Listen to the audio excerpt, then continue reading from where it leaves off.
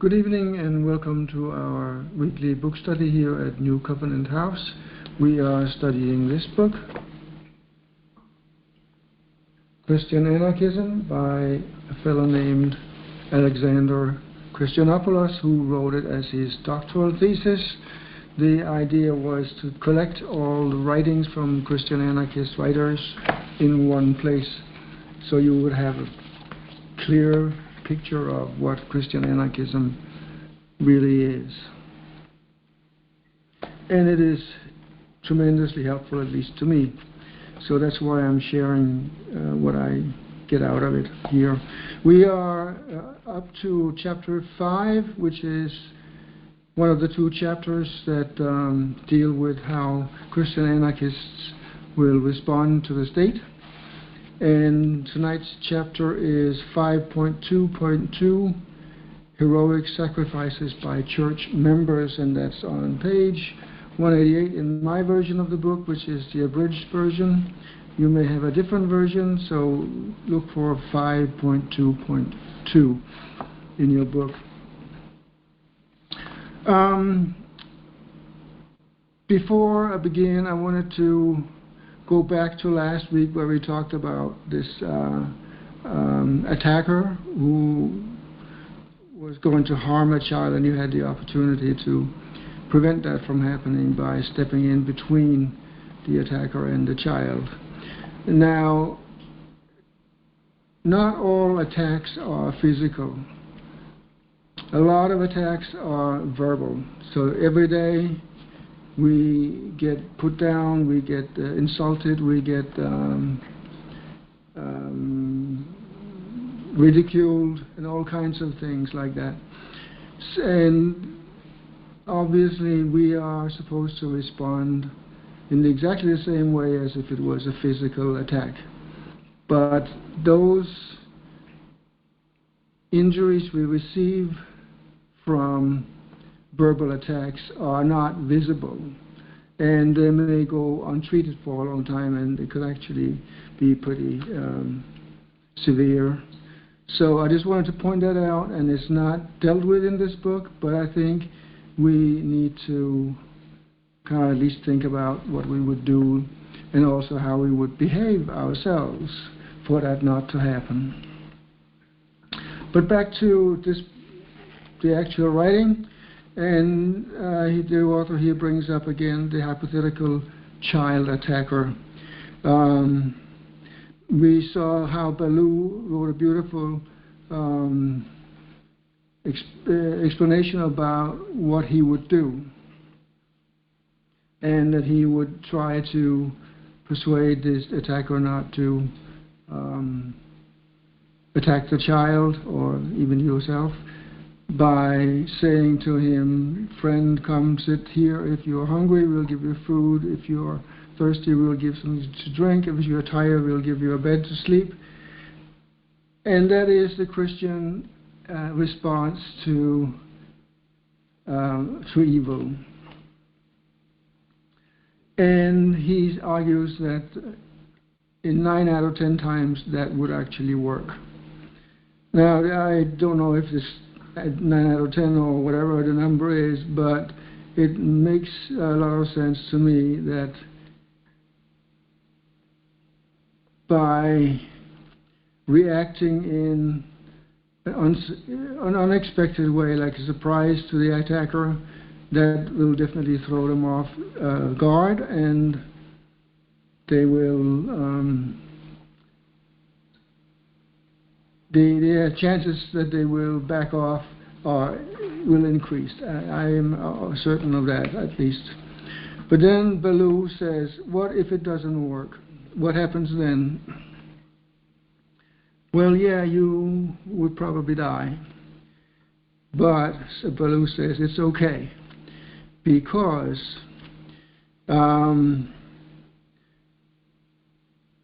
would you not rather pass away thus unsustained with blood into the joys of the Lord, who himself quenched the fiery darts of his malicious murderers with his own vital blood? Is life on earth of so much value that he would murder rather than be murdered. So, in other words, Ballou says that he would gladly die if that was necessary. As a matter of fact, that is what we're all supposed to do. We are going to give our lives to Jesus, and we will follow him even if it means to follow him to the death.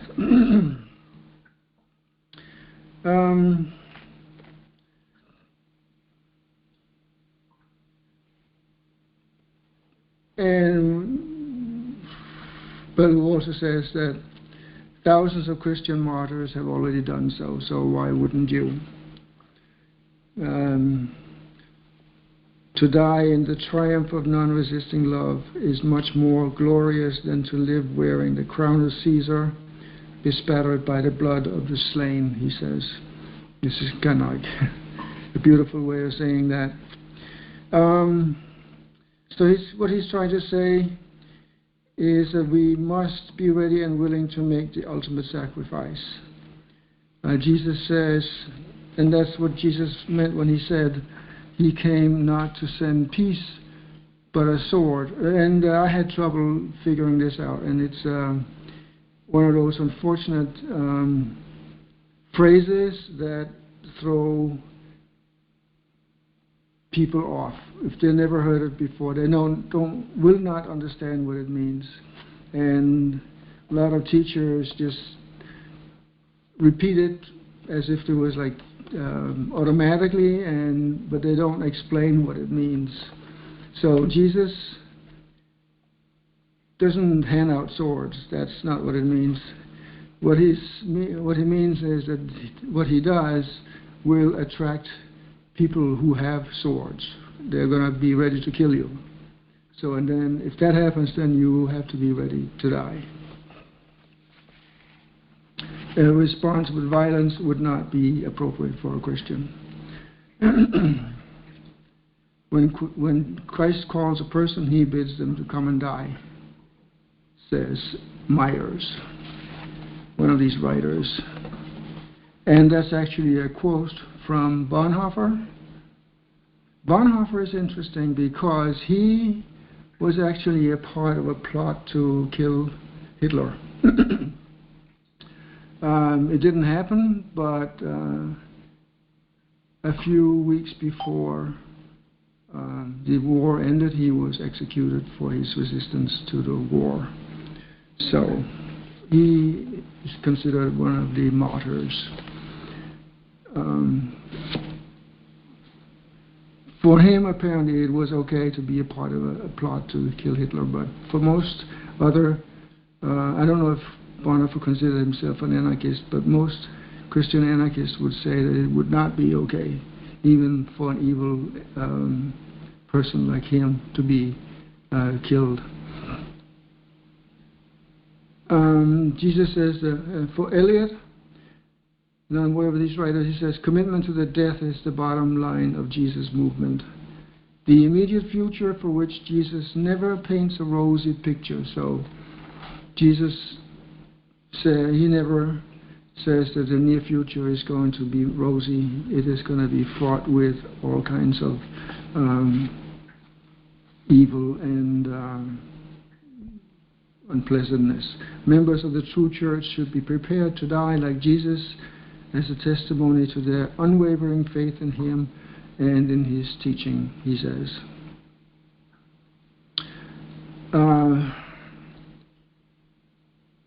Jesus' followers will be persecuted for their faith in his radical teaching. Members of the true church will be persecuted for their radical beliefs, but these are an opportunity for them to further confirm and witness to these beliefs. So, and that is why Christian anarchists say that Jesus' death on the cross was not defeat, but it was an opportunity to show the world what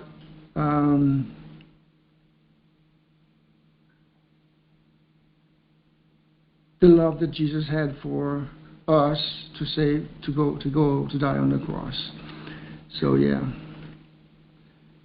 And thereby exposing the evil of the empire. Um, so, for Christian anarchists, suffering is unavoidable. Returning good for evil will always be difficult. Then again, returning evil for evil also entails suffering. Tolstoy says that we might believe that the teaching of Jesus is difficult, terrible, and leads to suffering, if it wasn't because the consequences of the teaching of the world if the consequences of the teaching of the world were easy and safe and agreeable, then we might believe that the teaching of Jesus is difficult, terrible, and leads to suffering. But the reality is that the teaching of the world is more difficult to fulfill, more dangerous, more fraught with suffering than that of Jesus, he says. The disciples of Jesus should be prepared for suffering and death. The disciple of the world is exactly in the same position. So the way the world operates will lead to more suffering than the way Jesus operates. And I think the war in Ukraine is an example of that. I think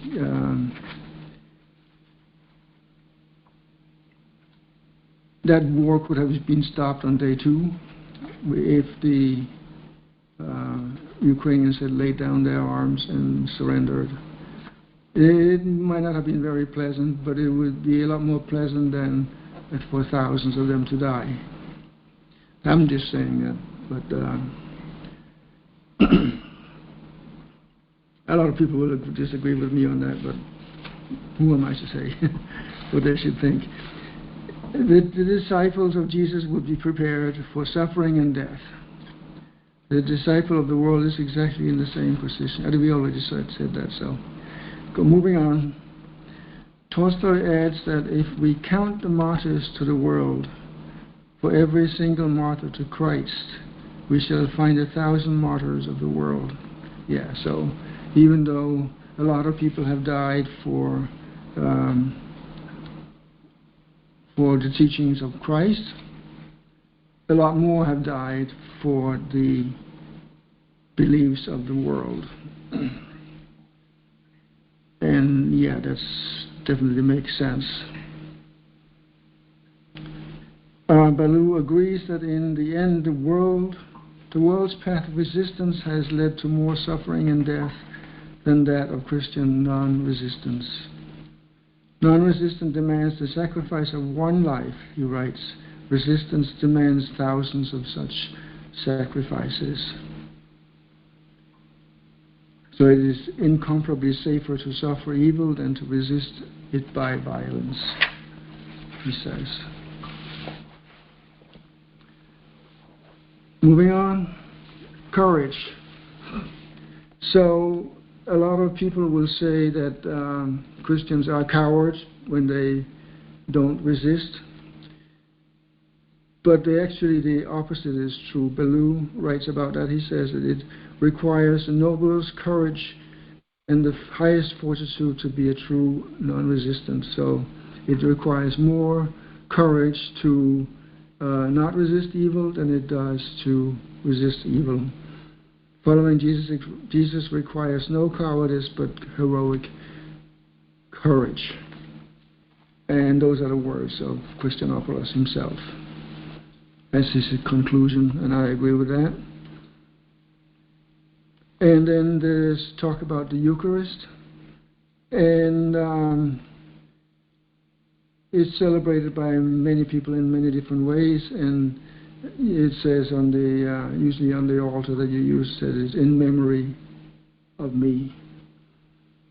So it's not, but the Christian anarchist writers say it is not to commemorate Jesus. It is to say that we should do what he did, that we should offer our body and blood for the redemption of humanity. Paul says something like that also. We should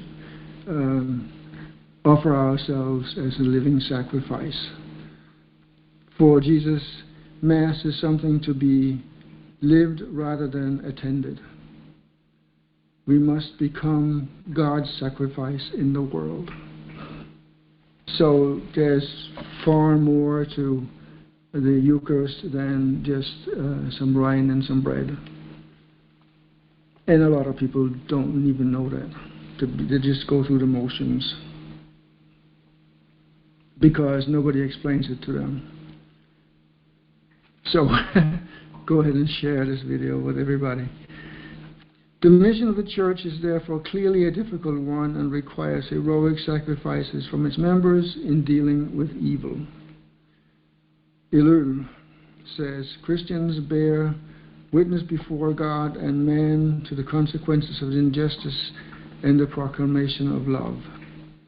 By suffering evil, Christians also unmask it, and this in turn can move others to perhaps repent and join the Church as well. We said that several times. By suffering evil, we unmask the evil ways of the world.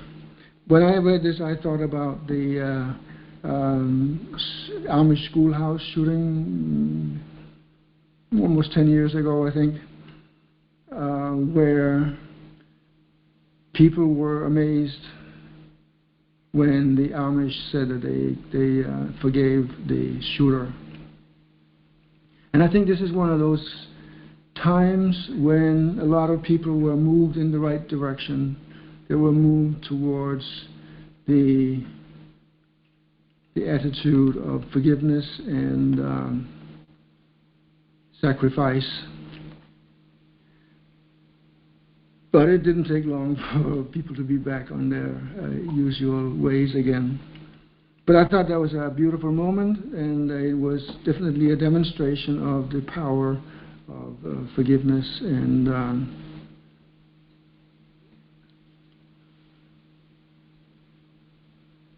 the way not to resist evil. Everybody else would have immediately condemned the man, and if there wasn't the criminal justice system that required a trial, they would have killed him right away. But that's not the way of Christians.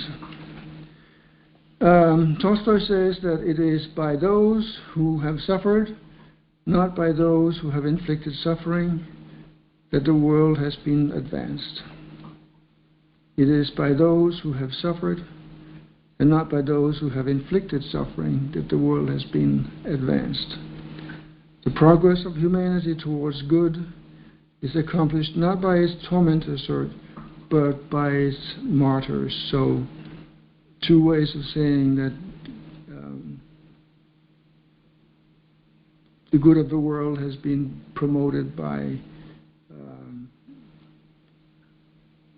non-resistance, non-violence, rather than by violence.